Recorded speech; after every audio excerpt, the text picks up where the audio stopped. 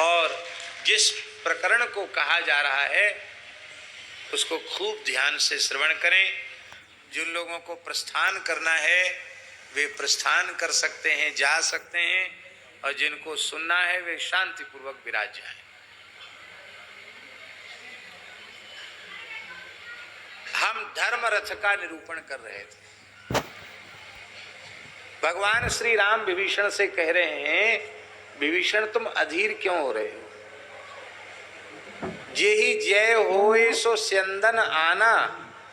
जिस रथ पर बैठकर विजयश्री प्राप्त की जाती है वो रथ रावण के पास नहीं है, वो रथ तो कुछ दूसरा ही है।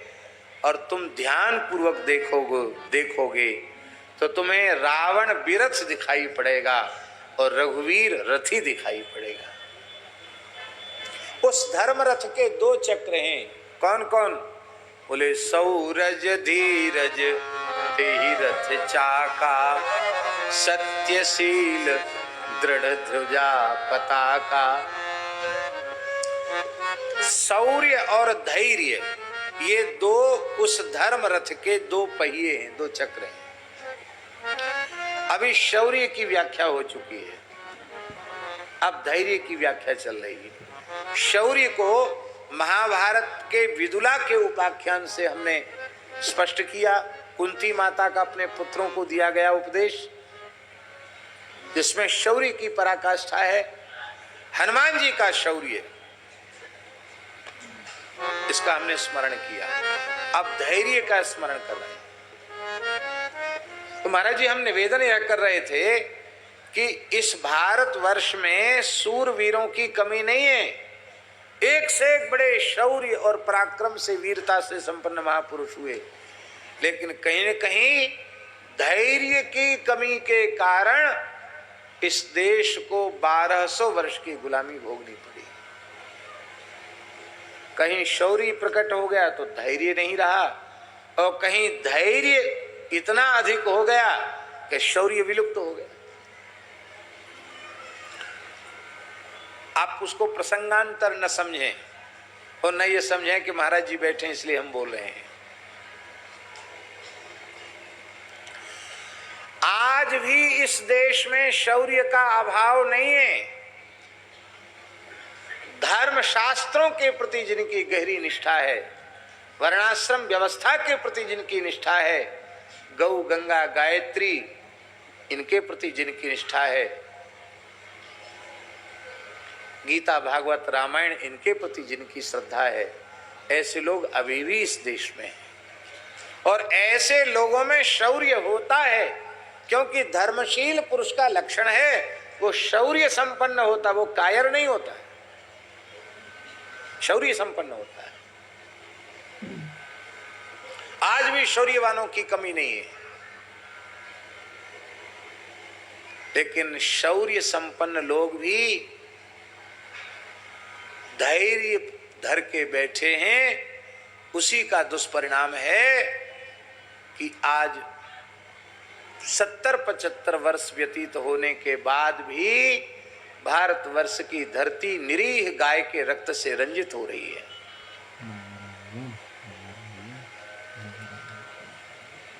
अब बताइए, क्या आस्तिक समाज को धैर्य लेकर बैठना चाहिए क्या?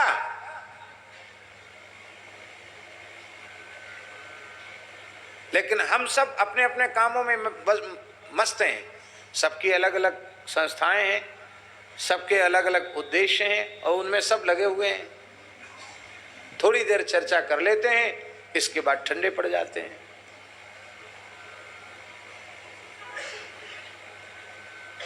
जैसे दो चक्र के बिना रथ गतिमान नहीं हो सकता, ऐसे ही जीवन में शौर्य और धैर्य इनके अभाव में आप विजय रथ पर चलकर आगे नहीं बढ़ सकते।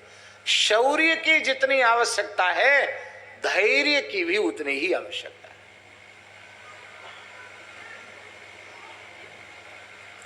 कई बार शौर्य को तिलांजलि दे। अब देखिए, इसमें हम लोग धैर्य में बैठे हैं और शौर्य को ठंडा कर रखा है। शौर्य भी जागृत रहना चाहिए और धैर्य भी निरंतर जागृत अवस्था में रहना चाहिए। धारिय धीर तो पाइए पारू। धैर्य धारण करोगे तो बड़ी से बड़ी समस्या को पार पा जाओगे। धैर्य खो दिया तो सब खत्म हो जाएगा। तो धैर्य भी रखना है, पर शौर्य को तिलांजलि नहीं देना है। शौर्य का आदर करते हुए धैर्य को धारण करना है। एक बड़ी सुंदर बात बताने जा रहे हैं। हनुमान जी में शौर्य कितना है तो आप सुन चुके हैं। अब हनुमान जी का धैर्य देखिए। हनुमान जी अशोक वाटिका में तरु पल्लव मह रहा लुकाई और करूं विचार करूं का भाई। हनुमान जी बैठे वहां और चुपचाप बैठे, और रावण संग नारी बहु किए बनावटी तो है ये। यति का वेश धारण करके जानकी जी को हर लाया, बनावटी तो है ये रावण। बड़ा बनावा करके ताम झाम लेकर के आया प्रमदाओं के सहित रावण। और उसने कैसा व्यवहार जानकी जी के प्रति किया। राक्षसियों ने कैसा व्यवहार जानकी जी के प्रति किया। और बहुत दुख की बात यह है कि वो सारा जो कुछ घटित हुआ हनुमान जी की आंखों के सामने घटित हो रहा है। हनुमान जी उसी पेड़ के ऊपर बैठे जिस वृक्ष के नीचे माता जी बैठी। आप सोचिए, जिस वृक्ष के नीचे जानकी जी बैठी उसी के ऊपर हनुमान जी बैठे। और हनुमान जी में शौर्य इतना है कि वो रावण के 10 मुंह को मसल सकते हैं, तोड़ मरोड़ सकते हैं रावण के 10 मुंह को। हनुमान जी को बहुत क्रोध आ रहा है, लेकिन हनुमान जी धैर्य का अवलंब लेकर बैठे हैं। कहीं शौर्य में पड़कर मैं अपने स्वामी का कार्य न बिगाड़ दूं, मुझे धैर्य रखना चाहिए, समय की प्रतीक्षा करनी चाहिए। रावण के सामने यदि हनुमान जी कूद पड़ते हैं तो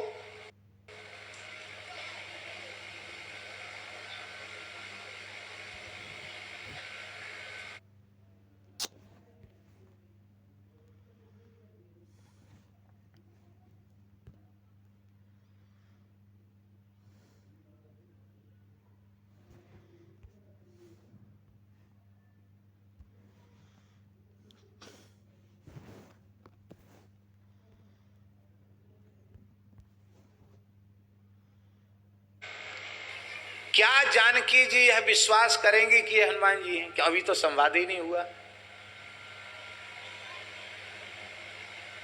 जब तक संवाद ही नहीं होगा, राम दूत में मातु जानकी सत्य शपथ करुणा निधान की, तो अभी तो संवाद नहीं हुआ। तो मेरे सहसा आ जाने से सब कुछ बिगड़ जाएगा, स्वामी का कार्य नष्ट हो जाएगा। हमको भेजा है जानकी जी को सांत्वना देने के लिए, और इस दृश्य को देखकर माता जी ही निष्प्राण हो जाएंगी। हम राम जी को मुंह कैसे दिखाएंगे?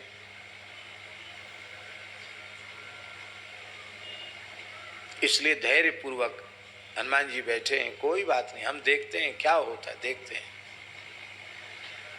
और उस धैर्य का परिणाम हुआ कि राम जी का काम भी बन गया, कोई काम बिगड़ा भी नहीं। और श्री हनुमान जी कितने कुशल हैं। इतनी बड़ी घटना घटने के बाद, इतने आक्रोशित होने के बाद हनुमान जी में धैर्य कितना है। रामचंद्र गुण बरने लागा, सुनत ही सीता कर दुख भागा। अब देखिए, इतना भीतर से विकल कोई हो, विक्षिप्त जैसा हो गया हो, अपने ही पूज्य को, प्रिय को इतना तिरस्कार झेलना पड़े, तो आपकी स्थिति क्या होगी? और उस समय आपसे कोई कहे कि भगवान की कथा कहो, तो कैसे कहोगे कथा? अरे भाई, चित्त की स्थिति तो वैसी होनी चाहिए।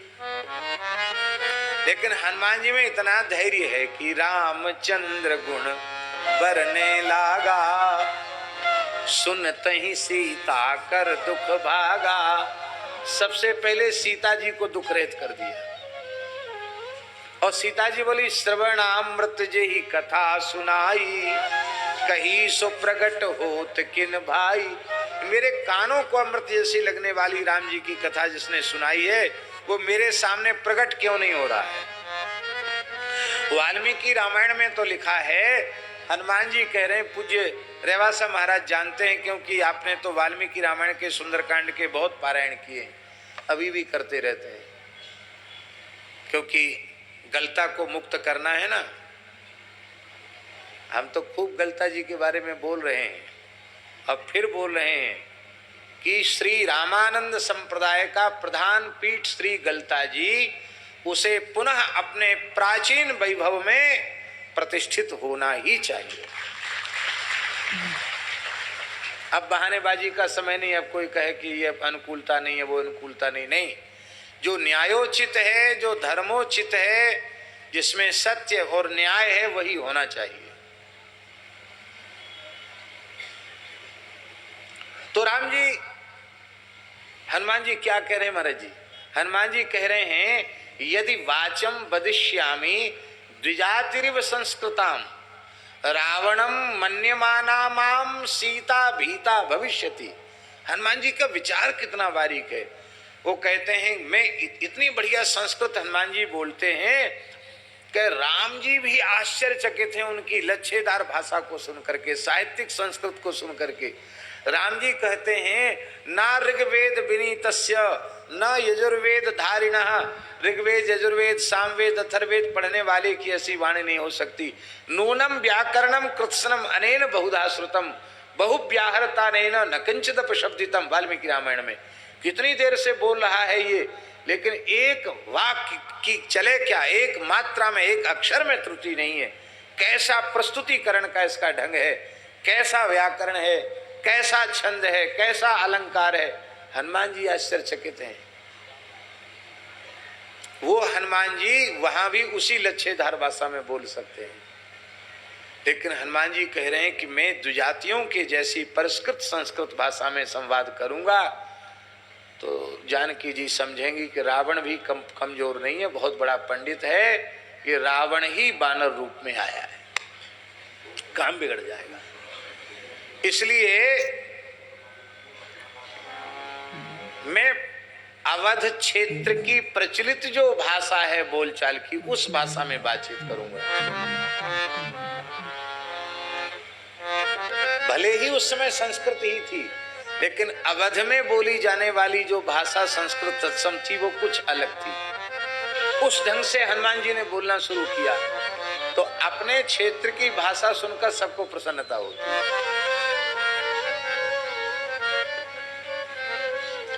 मारवाड़ी लोग दुनिया के किसी कोने में जाएं, राजस्थानी मारवाड़ी मिलते, जब मारवाड़ी में बोलते हैं तो उनके भीतर की कली खिल जाती है, अरे ये तो अपना ही है, ऐसा कहते हैं ना, ऐसा होता है। क्षेत्र की भाषा अच्छी लगती है। स्वामी जी अपने सभी प्रवचन में कोई न कोई मारवाड़ी शब्द जरूर बोल देते थे। अभी देखो मुरारी बापू जी, जरूरत नहीं बीच बीच में गुजराती बोलने की, लेकिन वो गुजराती हैं तो बीच बीच में गुजराती जरूर बोलते हैं कि नहीं बोलते हैं। इतने से ही उनके साथ जो कुछ गुजराती लोग चलते हैं उनके हृदय की कली खिल जाती है, बापू ने गुजराती में बोला, ऐसा है। हम भी बुंदेलखंड में जाएं और बुंदेली का कोई वाक्य बोल देते, इतने से वो सब खुश हो जाते हैं। अरे महाराज, वहां पहुंचने के बाद भी बुंदेली भाषा समझते हैं, बोल सकते हैं, अच्छी लगती है। अपनी भाषा सबको प्रिय लगती है और अपनी भाषा का आदर होना चाहिए, अच्छी बात। हनुमान जी का ज्ञान कितना बारीक है कि उनको अवधी का भी ज्ञान है, उनको मैथिली का भी ज्ञान है। हनुमान जी उसी भाषा में बातचीत करते हैं। ये है हनुमान जी का धैर्य। तो शौर्य के साथ धैर्य की भी आवश्यकता है। चलो ये तो पुराना उदाहरण हो गया। एक नई बात आपको बताएं। नई बात का मतलब इस युग की बात।